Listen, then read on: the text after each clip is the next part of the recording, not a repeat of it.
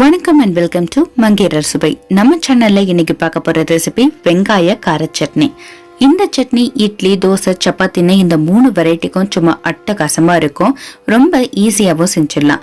இந்த ரெசிபியை எப்படி செய்யலாம்னு பாக்குறதுக்கு முன்னாடி நம்ம சேனலை இப்பதான் முதல் தடவை பாக்குறீங்கன்னா மறக்காம சப்ஸ்கிரைப் பண்ணிட்டு அந்த பெல் ஐக்கானையும் கிளிக் பண்ணிக்கோங்க.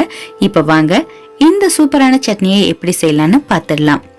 இந்த ரெசிபி செய்யறதுக்கு ஒரு பாத்திரத்துல 3 டேபிள் ஸ்பூன் அளவு எண்ணெய் சேர்த்துக்கோங்க. ஸ்டவ்வை மீடியம் ஃப்ளேம்ல வச்சுக்கோங்க. எண்ணெய் நல்லா சூடானதுக்கு அப்புறமா 6 ல இருந்து 7 வெள்ளைப்பூடு சேர்த்துக்கணும். அது கூட உங்க காரத்தை பொறுத்து காஞ்ச மிளகாய் 5 ல இருந்து 6 சேர்த்துக்கோங்க. இது ரொம்ப காரமா இருக்கிறனால நான் 3 தான் சேர்த்திருக்கேன். இப்போ சின்ன வெங்காயம் 40 ல இருந்து 50 தோல் உரிச்சு முழுசா சேர்த்து வதக்கிக்கணும். வெங்காயம் நல்லா வதங்கி இந்த மாதிரி கலர் மாறினதுக்கு அப்புறமா இதுல நம்ம தக்காளி சேர்க்கணும்.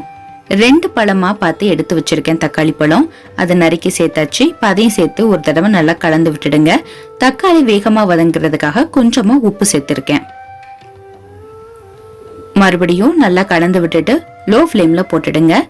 எண்ணெய் நல்லா மேல மிதந்து வர அளவுக்கு, தனியா பிரிஞ்சு வர அளவுக்கு இதை நம்ம வதக்கி வைக்கணும்.